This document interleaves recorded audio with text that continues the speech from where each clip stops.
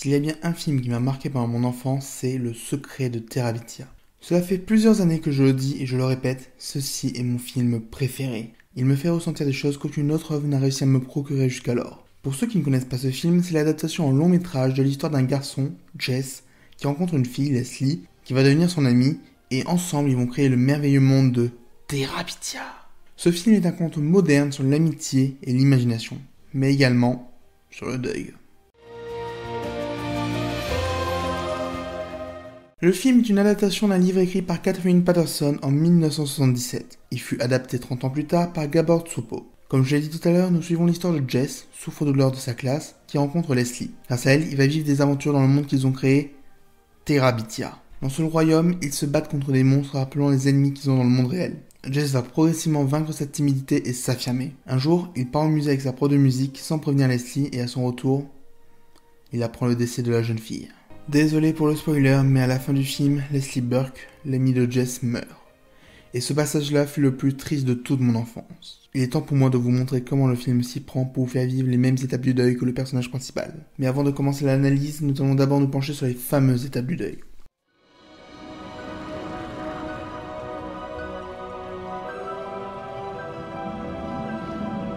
Pour cette analyse, je m'appuie sur la théorie des 5 étapes du deuil de la psychiatre Elizabeth Kubler-Ross dans son livre On Death and Dying, publié en 1969. Il faut être clair sur un point, il s'agit d'une théorie. Elle délimite 5 étapes, mais on peut subdiviser ces étapes pour en avoir 7 ou 9. Certaines personnes ne passeront pas par toutes les étapes et pas forcément dans l'ordre indiqué. Je m'appuie juste sur cette théorie pour cette analyse qui est purement personnelle. Une dernière chose, dans le livre original, les étapes s'adaptent surtout à des patients en phase terminale. Mais elles sont également acceptées pour les personnes qui viennent de perdre quelqu'un. Du coup, si je parle de personnes en deuil, c'est à la fois pour les personnes qui vont mourir, mais aussi pour celles qui restent. Maintenant que tout cela est clair, nous pouvons commencer. La première étape est celle du déni, que l'on peut subdiviser en deux, le choc et le déni.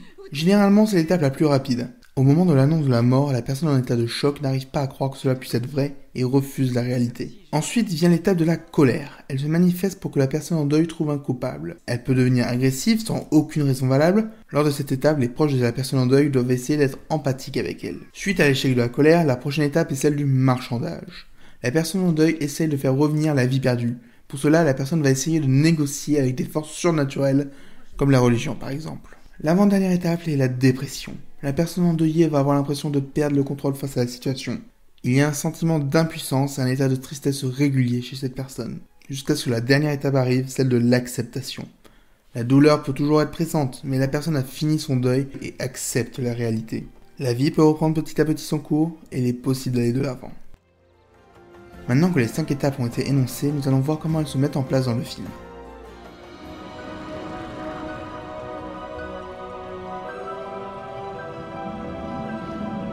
Nous venons d'assister à une scène joyeuse entre Jess et sa professeure. Il quitte la voiture en étant heureux et propose à sa professeure de revivre ce moment une autre fois. Puis nous avons un cut sur son retour à la maison. Ses parents se jettent sur lui pour savoir où il était. Jess est dans l'incompréhension jusqu'à ce qu'on lui révèle la raison de la peur de ses parents. Ton amie Leslie est morte. À ce moment, à chaque fois que Jess est dans le cadre, il est de dos avec d'autres personnes dans le cadre ou de face, mais seul. Ce serait cogner la tête. J'interprète cela comme le fait qu'il est perdu et se sent déboussolé et renie la réalité. C'est pas une corde comme les autres. Elle pouvait pas se casser. Jamais de la vie. Pourtant, si. Lorsque son père, qui représente la vérité sur la mort de Leslie, s'avance vers lui, il se recule afin de rester solitaire dans son cadre. Il ne souhaite pas que la vérité l'envahisse. Morte, vous mentez. Nous le voyons ensuite se rendre chez son ami et voir la police. Il rentre directement chez lui pour s'endormir comme pour effacer ce rêve, comme si tout cela n'existait pas. Alors qu'il dort, il ne voit pas son père en train de le border. Il n'est pas encore possible pour lui de voir la réalité. Ceci est confirmé lors du matin suivant. Jess ne comprend pas pourquoi elle est exemptée de corvée. Je dois d'abord faire mes corvées. Ton père va s'occuper de tout aujourd'hui. Assieds-toi. Il est perdu face à l'inhabituel silence qui contraste avec la scène du petit déjeuner vue plus tôt dans le film. Ellie, où tu as mis ton bol? J'ai pas faim. Il faut que tu manges quelque chose. J'ai pas faim, maman. On ne va pas à l'école le ventre vide. Allez, Tu une veux de la dernière confiture cuillère pour moi. Oui, s'il te plaît. Fais attention, Brenda. c'est bon. Me salis pas ma robe toute neuve. Billy Baker est en maths avec moi cette année. Oh, il redouble lui aussi. Tu la fermes.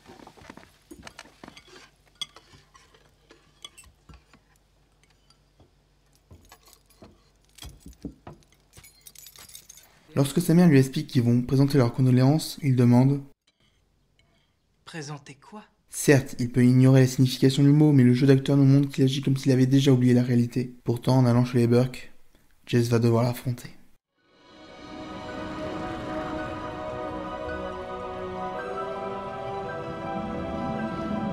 Comme dit précédemment, les étapes peuvent être mélangées et la scène qui suit me fait plus penser à du marchandage.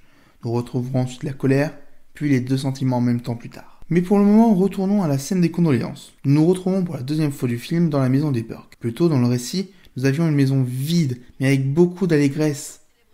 Maintenant, la maison est remplie aussi bien d'objets que de personnes, mais il y a un fort contraste au niveau de l'humeur globale. Nous avions une lumière vive, et maintenant nous avons des teintes plus sombres. Cela choque le spectateur qui se rend enfin compte que la disparition de Leslie est réelle, notamment avec son père qui en la Jess. Personnellement, c'est à partir de ce moment-là que je me mets à ressentir une profonde tristesse. Comme Jess, nous sommes encore sous le choc. Seulement 3 minutes nous séparent de cette révélation. Nous ne voulions pas que Leslie disparaisse. On serait prêt à marchander pour qu'elle revienne. Et c'est là qu'il se passe quelque chose d'inattendu. Nous avons un gros plan sur Jess, et un bruitage un peu fantastique et mystérieux se lance lorsque nous voyons en arrière-plan une personne avec la même coupe et la même couleur de cheveux que Leslie. Le cut continue le mouvement de ce personnage, mais nous n'avons pas le temps de distinguer s'il s'agit bien de Leslie ou pas. Nous sommes prêts à le croire, Jess suit cette forme, mais nous ne saurons jamais s'il s'agissait bien et bien de son ami. Nous avons ensuite un très court dialogue entre Jess et sa professeure de musique, pendant lequel Jess prononce « La prochaine fois, on devrait inviter Leslie à venir. » Il y a une sorte de marchandage enfantin pour que Leslie puisse revenir avec eux la prochaine fois. Puis nous arrivons à la scène de la colère. Alors que Jess est à l'école, l'un des élèves qui le persécutait lui fait une remarque ironique. Maintenant le coureur le plus rapide de l'école, ça va être toi. Là où pendant tout le film Jess restait impassible et stoïque face à ça, ici on le voit se lever et lui envoyer son poing dans la figure. Évidemment la maîtresse ne peut pas laisser passer ça et le fait aller dans le couloir pour une petite discussion. Alors que cette même maîtresse nous a été présentée comme stricte et sévère depuis le début du métrage, elle est ici calme et va se confier à Jess. La phase de la colère retombe assez vite et nous avons une autre phase de marchandage dans le discours de la maîtresse. Elle voulait qu'on la laisse pleurer alors que les autres voulaient l'en empêcher. On peut remarquer qu'à chaque fois qu'un personnage se confie à propos de Leslie, une petite musique douce se fait entendre alors qu'elle n'était pas présente dans la phase de la colère. Ces histoires que Leslie imaginait. Les deux scènes suivantes font partie de la phase de la dépression, mais j'y reviendrai donc après. Lorsque nous sortons de la journée de cours, nous voyons Jess attendre Leslie à la sortie du bus. Malheureusement, elle ne vient pas. Il s'enfonce alors dans le dernier endroit qui peut la faire revivre, Terabithia. Il arrive près du camion clé qui, dans l'esprit de Jess et Leslie, a lancé la création du royaume. Il prend les clés et la colère prend le pas sur Jess comme le montre une suite de plans assez rapide.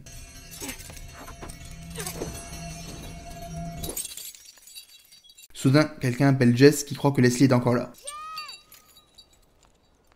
Leslie ? Il s'agit en fait de Mabel, sa sœur. Si dans la VF les voix se ressemblent assez peu, j'avoue que j'ai un peu plus de mal à les différencier en version originale. À ce moment-là, le spectateur essaie encore de marchander pour que Leslie soit vivante. Mais bon, ça ne marchera pas. Mais moi je veux venir avec toi. C'est chez nous, pas chez toi. Rentre à la maison. Ici, c'est notre endroit. Dans un dernier acte de colère, Jess repousse violemment sa sœur Mabel qui s'enfuit. J'ai dit rentre à la maison!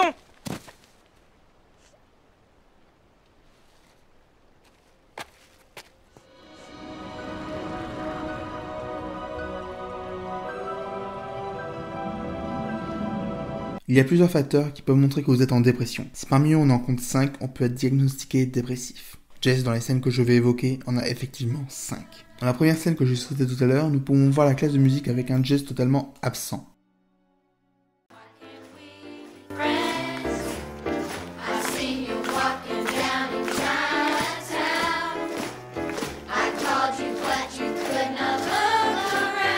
Les scènes de classe de musique avaient toujours été joyeuses avant, et même si Jess n'y participe pas activement, il y était attentif. Il a perdu l'intérêt qu'il avait pour ce cours qui était, dans le début du film, son seul moment de répit.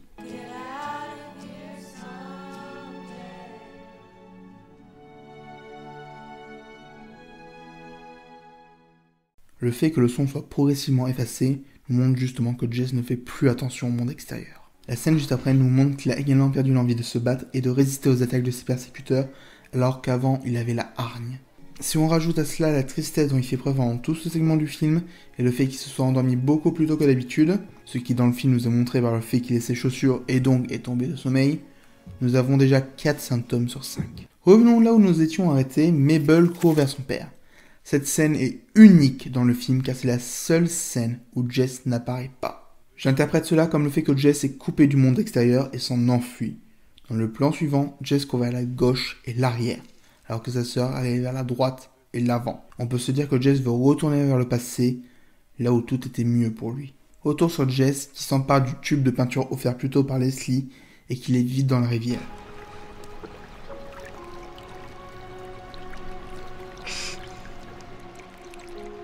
La caméra est sous l'eau et nous fait comprendre que Jess n'est plus que le reflet de ce qu'il était. Le fait de vider de la peinture annonce une nouvelle étape de sa vie, une étape sans Leslie. Puis, notre héros entend quelqu'un qui s'approche et pense qu'il s'agit du Seigneur Obscur. Il va essayer de lui échapper, comme les gens peuvent essayer d'échapper à la dépression ou comme on peut vouloir échapper à la vérité sur la mort. D'ailleurs, la représentation du Seigneur Obscur est une silhouette noire qui représente aussi bien la mort que la dépression. Les plans sont de plus en plus rapprochés avec la silhouette qui se rapproche comme la dépression qui arrive sur notre héros.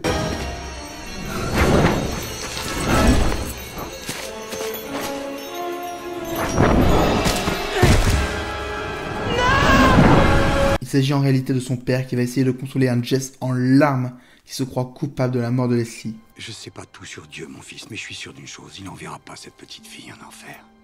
Alors c'est moi qui ai en enfer parce que tout ça c'est ma faute. Sentiment de culpabilité, pleurs abondants, la dépression est bel et bien là. Il ne manque plus qu'à s'en sortir et accepter le deuil. Plus tard, après le discours de son père et une petite discussion avec Mabel, nous voyons Jess en train de déposer un radeau sur la rivière avec le dessin de Leslie. Cette scène symbolise à merveille le fait qu'il dise adieu à son ami et qu'il ait accepté sa disparition. Nous avons une musique apaisante et l'image est beaucoup plus claire avec une légère saturation des couleurs.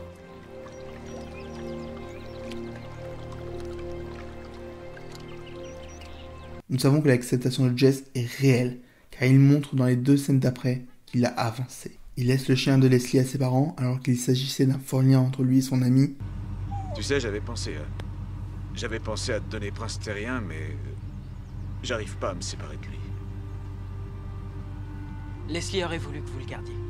Et surtout, il fait entrer sa sœur dans Terabithia, alors qu'il avait refusé de le faire depuis le début du film. Pour régner sur Terabithia. Waouh. C'est toi le roi, Jess? À condition que tu sois leur princesse. Terabithia.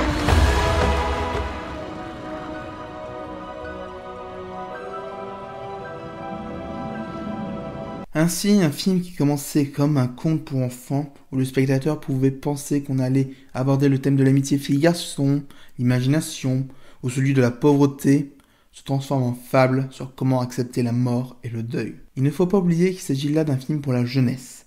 Les jeunes spectateurs vont facilement s'identifier à Leslie ou à Jess, et cela leur permet d'avoir une première impression de ce qu'est la mort et de l'appréhender. Même si on s'attarde sur Jess, on a le point de vue de d'autres personnages sur la question et comment ils vivent le deuil. Tout cela permet aux enfants d'aborder certaines questions à la sortie du film et d'en faire un long métrage formateur à mes yeux. Et je pense que c'est pour ça que j'ai aimé ce film. J'avais 8 ans quand le film est sorti, j'étais en pleurs devant la mort de Leslie. J'ai vécu tout ce qu'a vécu le héros, je suis passé par les mêmes étapes. Le livre aussi m'a fait pleurer, mais le livre est pour moi 100 fois moins efficace que le film. Ce film est le seul qui me fait pleurer à chaque fois. J'ai beau le connaître par cœur, j'ai beau savoir ce qui va se passer, je me retrouve impuissant à chaque visionnage. Et je ne vous raconte pas la galère pour écrire cette vidéo. Bref, je voulais faire cette vidéo pour rendre hommage à mon film préféré. J'y reviendrai sûrement, mais cela me paraissait important d'en parler ici. C'est un peu mon cadeau pour les quasiment 1 an de la chaîne. Merci d'avoir suivi cette vidéo, et si elle vous a plu, n'hésitez pas à la partager et à vous abonner. Mais gardez l'esprit bien ouvert.